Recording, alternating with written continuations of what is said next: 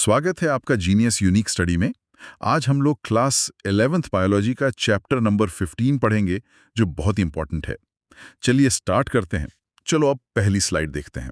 देखो, इस स्लाइड पर 3D में एक बहती हुई लाल नदी दिखाई दे रही है, जिसमें छोटे छोटे कण तैर रहे हैं। ये नदी बहुत ही व्यस्त लग रही है। हाँ, तो हेडलाइन है रुधिर परिसंचरण, शरीर का सबसे व्यस्त ट्रांसपोर्ट नेटवर्क।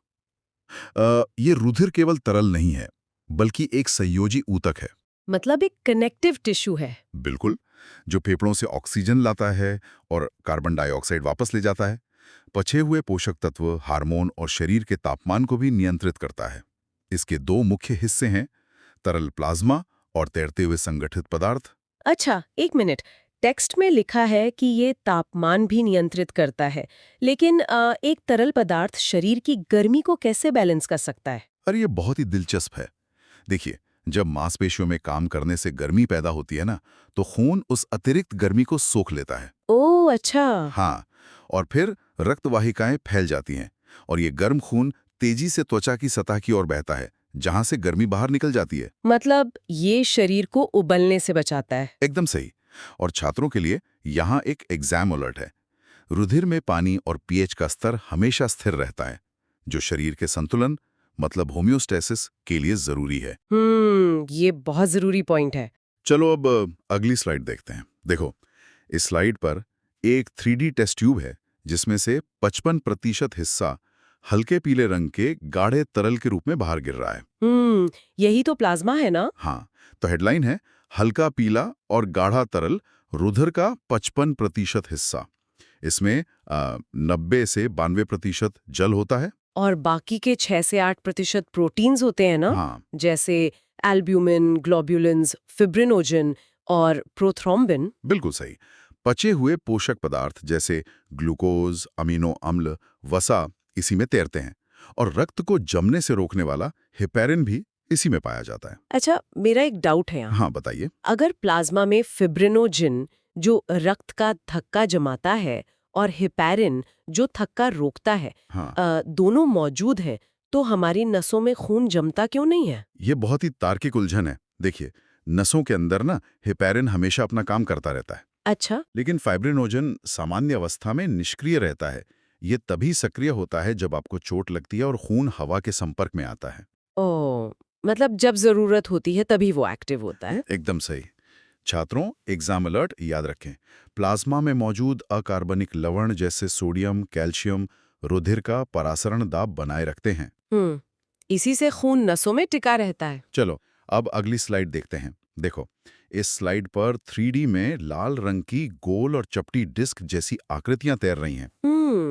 यही तो आरबीसी हैं जो खून को लाल रंग देती हैं। हाँ, हेडलाइन भी यही है, आरबीसी जो हमारे खून को लाल रंग और जीवन देते हैं। प्रति घन मिलीमीटर में लगभग 50 लाख आरबीसी होती हैं। बाप रे, इतनी सारी! हाँ, और जन्म के बाद इनका निर्माण लाल अस्थि मज्जा में होता है, जिसे एरिथ्रोपोइसिस कहते हैं। इसके लिए फॉलिक अम्ल और विटामिन B12 आवश्यक हैं। और आरबीसी का 90% शुष्क भार हीमोग्लोबिन है, जो ऑक्सीजन ढोता है। बिल्कुल। पीडीएफ नोट्स में लिखा है कि जन्म से पहले भ्रूण में इनका निर्माण यकृत और प्लीहा में होता है। क्या भ्रूण अवस्था में अस्थि मज्जा काम नहीं करती? हाँ, असल में उस समय भ्रूण की हड्डियां इतनी विकसित नहीं होती कि वो खून बना सके, इसलिए लिवर और स्प्लीन ये काम करते हैं। अरे वाह, प्रकृति का क्या कमाल का बैकअप प्लान है ना? छात्रों, एग्जाम अलर्ट है कि मनुष्य में आरबीसी का जीवन काल 120 से 125 दिन का होता है और आवश्यकता से अधिक आरबीसी प्लीहा में जमा होती हैं। ये स्प्लीन बहुत काम की चीज है। चलो अब अगली स्लाइड देखते हैं। देखो, इस स्लाइड पर 3D में सफेद रंग के अनियमित आकार के योद्धा कोशिकाएं दिखाई दे रही हैं, जो बाहरी कीटाणुओं को नष्ट कर रही हैं। ये तो WBC हैं। हाँ, तो हेडलाइन है ल्यूकोसाइट्स, संक्रमण से लड़ने वाले हमारे असली हीरो। हीमोग्लोबिन न होने के कारण ये रंगहीन होती हैं। और ये दो प्रकार की होती है ना? बिल्कुल। पहली कणिका में यानी ग्रैन्युलोसाइट्स, जिसमें न्यूट्रोफिल्स सबसे अधिक होते हैं, इयोसिनोफिल्स और बेजोफिल्स। और दूसरी हैं कणिका विहीन यानी ए ग्रैन्युलोसाइट्स, जिनमें लिम्फोसाइट्स और मोनोसाइट्स आते हैं। जिनका मुख्य काम रोगाणुओं का भक्षण करना है। एक डाउट है मुझे। हाँ, पूछिए। कणिकामय और कणिका विहीन में मुख्य अंतर जीवद्रव्य के दानों का है, लेकिन क्या इनके कार्य करने के तरीके में भी कोई सीधा फर्क होता है? बिल्कुल, बहुत बड़ा फर्क है। कणिकामय कोशिकाएं अपने अंदर के दानों से विषैले रसायन छोड़कर कीटाणुओं को मारती हैं। ओह, जैसे कोई बम फेंक दिया हो। एकदम सही। जबकि कणिका विहीन कोशिकाएं कीटाणु को सीधा पूरा निगल जाती हैं या उसके खिलाफ एंटीबॉडी बनाती हैं। मतलब हर योद्धा का अपना खास हथियार है। हाँ, छात्रों, एग्जाम अलर्ट ध्यान में रखें। डब्ल्यूबीसी का निर्माण थाइमस ग्रंथि, लसिका गांठों, प्लीहा और लाल अस्थि मज्जा में होता है। चलिए आगे बढ़ते हैं। चलो अब अगली स्लाइड देखते हैं। देखो, इस स्लाइड पर 3D में एक जाल बन रहा है और पास ही एक लाल रंग का अंग प्लीहा 3D रूप में चमक रहा है। अच्छा, तो हेडलाइन है प्लेटलेट्स और प्लीहा रिपेयर और रिसाइकल। हाँ, प्लेटलेट्स संकुचनशील और केंद्रक विहीन संरचनाएं हैं। इनकी संख्या 1.5 से 3.5 लाख तक होती है और ये थक्का बनाती हैं। और प्लीहा को ब्लड बैंक और आरबीसी का कब्रिस्तान कहा जाता है। ये टूटी फूटी कोशिकाओं को नष्ट करती है। बिल्कुल। पर प्लीहा को एक ही समय पर ब्लड बैंक और कब्रिस्तान दोनों कहा जा रहा है। क्या ये एक साथ जीवन और मृत्यु दोनों का चक्र संभालता है? हाँ, ये एक सख्त क्वालिटी कंट्रोल मैनेजर है। जो आरबीसी स्वस्थ होती हैं, उन्हें ये इमरजेंसी के लिए जमा कर लेता है, वो ब्लड बैंक हो गया। अच्छा, और जो पुरानी हो जाती हैं उन्हें नष्ट कर देता है? एकदम सही, वो कब्रिस्तान का काम हो गया। छात्रों, एग्जाम अलर्ट है कि रुधिर वाहिनी के अंदर खून इसलिए नहीं जमता क्योंकि उसमें हेपेरिन मौजूद होता है। हाँ, ये हेपेरिन बहुत जरूरी है। चलो अब अगली स्लाइड देखते हैं। देखो, इस स्लाइड पर 3D में 4 अलग-अलग ताले और चाबियां आपस में जुड़ने की कोशिश कर रहे हैं, जो एंटीजन और एंटीबॉडी को दर्शा रहे हैं। हेडलाइन है कार्ल लैंडस्टीनर का आविष्कार, हर खून एक जैसा नहीं होता। हाँ, सन 1900 में खोज हुई थी कि आरबीसी की सतह पर एंटीजन होते हैं और प्लाज्मा में विपरीत एंटीबॉडी होती हैं। और इसी आधार पर वर्ग ए, बी, ए बी और ओ बनते हैं, है ना? बिल्कुल। अगर गलत रक्त मिल जाए तो अभिश्लेषण यानी एग्लूटिनेशन होता है, जिससे कोशिकाएं चिपक जाती हैं। आहा, एक सवाल है मेरा। हम्म वर्ग ओ में कोई एंटीजन नहीं होता, तो क्या सिर्फ इसी वजह से ये किसी भी अन्य एंटीबॉडी के साथ प्रतिक्रिया नहीं करता? हाँ, आपने एकदम जड़ पकड़ ली।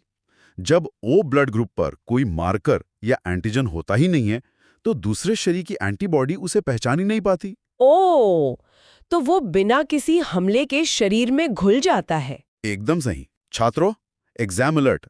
याद रखें, रुधिर वर्ग ए बी सर्वग्राही है और ओ सर्वदाता है। ये यूनिवर्सल डोनर वाली बात बहुत काम की है। चलो अब अगली स्लाइड देखते हैं। देखो, इस स्लाइड पर 3D में एक माँ और उसके अंदर पल रहे भ्रूण के बीच रक्त के प्रवाह को लाल और नीले तीरों के टकराव से दिखाया गया है। ये तो RH कारक और गर्भावस्था के बारे में है। हाँ, हेडलाइन है RH कारक और गर्भावस्था, एरिथ्रोब्लास्टोसिस फीटैलिस। RH एंटीजन की उपस्थिति को RH पॉजिटिव कहते हैं और अनुपस्थिति को RH नेगेटिव। और सबसे बड़ा खतरा तब होता है जब माता RH नेगेटिव हो और पिता RH पॉजिटिव हो, जिससे भ्रूण RH पॉजिटिव हो सकता है। बिल्कुल। ऐसे में माता का शरीर भ्रूण के खिलाफ एंटीबॉडी बनाने लगता है, जो शिशु के लिए घातक हो सकता है। लेकिन नोट्स में लिखा है कि पहले बच्चे के जन्म के समय दिक्कत नहीं होती, लेकिन दूसरे के समय होती है। ऐसा क्यों है कि माता का शरीर तुरंत प्रतिक्रिया नहीं करता? देखिए, गर्भावस्था के दौरान माता और भ्रूण का खून प्लासेंटा की वजह से आपस में मिक्स नहीं होता। अच्छा, तो डिलीवरी के समय जब वो टूटता है तब खून मिलता है। हाँ, और तब माता का शरीर पहली बार उस खून को देखता है और एंटीबॉडी बनाना शुरू करता है, जिसमें कई हफ्ते लगते हैं। ओह, तब तक तो पहला बच्चा सुरक्षित जन्म ले लेता है। एकदम सही। लेकिन दूसरे बच्चे के समय वो एंटीबॉडी पहले से तैयार रहती हैं। छात्रों, एग्जाम अलर्ट है। रक्त आधान के समय डोनर के एंटीजन और ग्राही के एंटीबॉडी का विशेष मिलान आवश्यक है। बहुत जरूरी जानकारी है ये। चलो अब अगली स्लाइड देखते हैं। देखो, इस स्लाइड पर रक्त वाहिकाओं के बिल्कुल समानांतर 3B में हरे रंग की नलियों का एक अलग ही जाल बिछा हुआ दिख रहा है। लसिका तंत्र शरीर का दूसरा तरल। हाँ, यही हेडलाइन है। लसिका यानी लिम्फ रुधिर से छना हुआ रंगहीन द्रव है जिसमें मुख्य रूप से WBC होती हैं। और ये खाली स्थानों में पाया जाता है और प्रतिरक्षा अनुक्रिया करता है। बिल्कुल, ये वसा और हार्मोन्स के संवहन का माध्यम है और अंत में वापस बड़ी शिराओं में मिल जाता है। अगर ये रुधिर से ही छनकर बनता है तो क्या लसिका में प्लाज्मा वाले सभी पोषक तत्व हूबहू मौजूद होते हैं? इसे ना एक चाय की छलनी की तरह सोचिए। अच्छा। पानी और छोटे पोषक तत्व तो छन जाते हैं, अच्छा। लेकिन जो बड़े प्रोटीन्स और आरबीसी हैं वो छलनी पार नहीं कर पाते। एकदम सही। इसलिए लसिका में प्लाज्मा जैसा पानी तो होता है, लेकिन भारी प्रोटीन और आरबीसी बिल्कुल नहीं होते। समझ गई। छात्रों, एग्जाम अलर्ट है। लसिका तंत्र में पाए जाने वाले तरल को लसिका कहते हैं और यह आरबीसी से पूरी तरह मुक्त होता है। आगे बढ़ते हैं। चलो, अब अगली स्लाइड देखते हैं। देखो, इस स्लाइड पर 3D में एक तरफ खुला तालाब है और दूसरी तरफ एक बंद पाइपलाइन का पूरा नेटवर्क है। हेडलाइन है खुला बनाम बंद, जीवों में रक्त प्रवाह के तरीके। हाँ, अर्थोपोडा जैसे जीवों में खुला परिसंचरण होता है, जहां खून सीधे देह गुहा में बहता है, और कशेरुकी जीवों में बंद परिसंचरण होता है, नलिकाओं के जाल में। और मछलियों में एकल परिसंचरण होता है, जहां हृदय से गिल्स तक खून जाता है। बिल्कुल। और पक्षियों या स्तनधारियों में दोहरा परिसंचरण होता है, जहां शुद्ध और अशुद्ध रक्त अलग-अलग रहता है। मछलियों में एकल परिसंचरण है, तो क्या उनके हृदय से सिर्फ अशुद्ध रक्त ही गुजरता है? हाँ, उनका हृदय अशुद्ध रक्त को सीधे गिल्स में भेजता है। गिल्स में खून शुद्ध होके सीधे पूरे शरीर में चला जाता है, वापस दिल में नहीं आता। ओह, तो उनके हृदय में कभी शुद्ध खून पहुंचता ही नहीं है? एकदम सही। छात्रों, एग्जाम अलर्ट है। उभयचरों और सरीसृपों में 3 कक्षीय हृदय के कारण अपूर्ण दोहरा परिसंचरण पाया जाता है। चलिए अब इंसान के दिल की बात करते हैं। चलो, अब अगली स्लाइड देखते हैं। देखो, इस स्लाइड पर एक 3D धड़कता हुआ दिल है जिसे बीच से काटा गया है ताकि उसके अंदर के 4 कमरे साफ दिखें। हेडलाइन है छाती के मध्य में स्थित हमारा जीवन पंप। हाँ, ये वक्ष गुहा के बीच डायाफ्राम के ऊपर थोड़ा बाईं ओर झुका हुआ होता है और पेरिकार्डियम की दोहरी झिल्ली से सुरक्षित रहता है। इसके 4 कक्ष होते हैं, ऊपर 2 अलिंद और नीचे 2 निलय। बिल्कुल। पट यानी सेप्टम शुद्ध और अशुद्ध रक्त को मिलने से रोकता है। हाँ, बायां अलिंद और बायां निलय शुद्ध रक्त को पंप करते हैं। तो क्या उनके तरफ की दीवार दानी तरफ के मुकाबले ज्यादा मोटी और मजबूत होती है? हाँ, बिल्कुल सही सोचा आपने। बाएं निलय को पूरे शरीर में भारी दबाव के साथ खून भेजना होता है। ओह, तो उस भयंकर दबाव को सहने के लिए उसकी मांसपेशियां ज्यादा मोटी होती हैं? एकदम सही। छात्रों, एग्जाम अलर्ट है। हृदय की भित्ति 3 परतों से बनी है, बाह्य एपिकार्डियम, मध्य मायोकार्डियम और भीतरी एंडोकार्डियम। चलो, अब अगली स्लाइड देखते हैं। देखो, इस स्लाइड पर 3D में 1 वे दरवाजे सिर्फ एक ही दिशा में खुलते और बंद होते हुए दिख रहे हैं। अच्छा। तो हेडलाइन है कपाट, रक्त को केवल एक दिशा में बहने देने वाले दरवाजे। हाँ, दाएं अलिंद और निलय के बीच त्रिवलनी कपाट होता है। हाँ, और बाएं अलिंद और निलय के बीच द्विवलनी कपाट होता है। और निकलने वाली धमनियों में अर्धचंद्राकार कपाट होते हैं। बिल्कुल। और ये रक्त को वापस पीछे जाने से रोकते हैं। जब निलय बहुत ताकत से सिकुड़ते हैं तो खून के भारी दबाव से ये कपाट उल्टी दिशा में क्यों नहीं पलट जाते? ये बहुत बढ़िया सवाल है। इसके लिए प्रकृति ने वॉल्व्स को कॉर्डे टेंडनी नामक धागों से बांध रखा है। जैसे पैराशूट की रस्सियां होती हैं? एकदम सही। ये धागे वॉल्व्स को नीचे खींचकर रखते हैं जिससे वो उल्टे नहीं पलटते। छात्रों, एग्जाम अलर्ट है। शिराओं में भी वॉल्व होते हैं जो गुरुत्वाकर्षण के खिलाफ रक्त को वापस हृदय की ओर ले जाने में मदद करते हैं। बहुत ही दिलचस्प है ये। चलो, अब अगली स्लाइड देखते हैं। देखो, इस स्लाइड पर 3D हृदय के अंदर एक सुनहरी बिजली की चिंगारी पैदा होकर नीचे की तरफ दौड़ रही है। हेडलाइन है SAN, हमारे हृदय का प्राकृतिक पेसमेकर। हाँ, हृदय चक्र में सिस्टोल और डायस्टोल होते हैं। SAN दाएं आलिंद में विद्युत विभव पैदा करता है। और ये संकेत AVN हिस्के बंडल और पुरकिंजे तंतुओं से पूरे निलय में फैलता है, जिससे संकुचन होता है। बिल्कुल। हाँ। अगर किसी वजह से SAN, जो प्राकृतिक पेसमेकर है, वो काम करना बंद कर दे, तो क्या AVN अपने आप धड़कन पैदा कर सकता है? हाँ, ये एक फेल सेफ मैकेनिज्म है। अगर SAN काम नहीं करता तो AVN तुरंत कंट्रोल ले लेता है। अच्छा, पर उसकी स्पीड तो कम होती होगी ना? एकदम सही। इंसान जीवित तो रहेगा, लेकिन उसे जल्दी थकान होगी। छात्रों, एग्जाम अलर्ट है। एक स्वस्थ मनुष्य विश्राम अवस्था में 1 मिनट में 70 से 75 बार धड़कता है, औसतन 72 बार। चलो अब अगली स्लाइड देखते हैं। देखो, इस स्लाइड पर 3D में एक पानी की मोटर हर सेकंड 70 ml पानी फेंककर 1 मिनट में 5 लीटर की बाल्टी भर रही है। हेडलाइन है लब-डब, 1 मिनट में 5 लीटर रक्त की पंपिंग। हाँ, स्ट्रोक आयतन को जब हृदय दर से गुणा करते हैं तो हृदय क्षमता लगभग 5 लीटर आती है। और हृदय स्पंदन में 2 ध्वनियां होती हैं। प्रथम लब, जो अलिंद निलय कपाटों के बंद होने से आती है। बिल्कुल। और द्वितीय डब, जो अर्धचंद्राकार कपाटों के बंद होने से आती है। हाँ, ये लव और डब की आवाजें वॉल्व के बंद होने से आती हैं।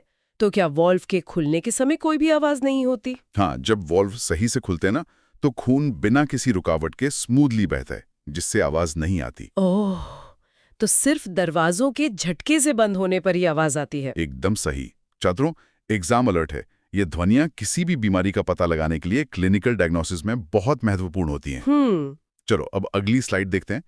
देखो, इस स्लाइड पर 3D में 3 तरह की पाइपलाइन है। एक मोटी लाल धमनी, एक पतली नीली शिरा और उनके बीच एक बहुत बारीक जालीदार नेटवर्क, केशिका। अच्छा, हेडलाइन है रक्त का दबाव धमनियां बनाम शिराएं। हाँ, धमनियां शुद्ध रक्त हृदय से ऊतकों तक ले जाती हैं और इनकी दीवारें मोटी होती हैं। और शिराएं अशुद्ध रक्त वापस लाती हैं, जिनकी दीवारें पतली होती हैं। बिल्कुल। और केशिकाएं सबसे पतली वाहिकाएं हैं, जहां गैसों का आदान प्रदान होता है। हाँ, धमनियों की दीवारें शिराओं से ज्यादा मोटी क्यों होती हैं?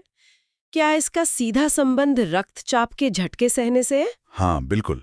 दिल जब धड़कता है तो खून बहुत तेज झटके से धमनियों में आता है। उसे सहने के लिए दीवारें मोटी और लचीली होती हैं। और शिराओं तक पहुंचते पहुंचते तो दबाव खत्म हो जाता है। एकदम सही। छात्रों, एग्जाम अलर्ट है। रुधिर दाब को स्फिग्मोमैनोमीटर से मापते हैं। धमनियों की प्रत्यास्थता कम होने से उच्च रक्तचाप होता है। चलिए अब आखिरी स्लाइड देखते हैं। चलो अब आखिरी स्लाइड देखते हैं। देखो, इस स्लाइड पर 3D में एक डिजिटल ग्राफ पेपर पर लाल रंग की लहरदार रेखा PQRST दिल की धड़कन के साथ चल रही है। हेडलाइन है ECG, हृदय की धड़कन का डिजिटल ग्राफ। हाँ, ECG मशीन हृदय की विद्युतीय गतिविधियों का ग्राफ बनाती है। इसमें 3 लीड्स होती हैं, कलाइयों और टखने पर। P तरंग अलिंद का सिकुड़ना दिखाती है और QRS कॉम्प्लेक्स निलय का सिकुड़ना। बिल्कुल। और T तरंग वापस सामान्य अवस्था में आना, यानी शिथिलन दिखाती है। इस ग्राफ में P तरंग बहुत छोटी है, जबकि QRS कॉम्प्लेक्स बहुत बड़ा पहाड़ जैसा है।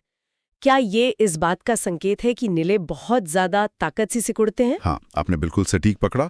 निलय बहुत बड़े और मोटे होते हैं, इसलिए जब वो सिकुड़ते हैं तो भारी मात्रा में बिजली पैदा होती है। ओह, तो उसी से ग्राफ में बड़ा पहाड़ बनता है। एकदम सही। छात्रों, एग्जाम अलर्ट है।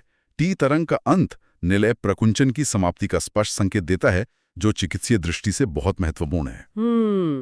तो जरा सोचिए छात्रों, कल्पना कीजिए ये पूरा 5 लीटर का सिस्टम बिना हमारी सोच या नियंत्रण के हमारे जीवन के पहले दिन से लेकर आखिरी दिन तक लगातार एक ही रिदम में काम कर रहा है। क्या मानव शरीर की इंजीनियरिंग से बेहतर कोई मशीन इस दुनिया में है? अगर आपको ये वीडियो पसंद आया तो चैनल को लाइक, शेयर एंड सब्सक्राइब करें। धन्यवाद।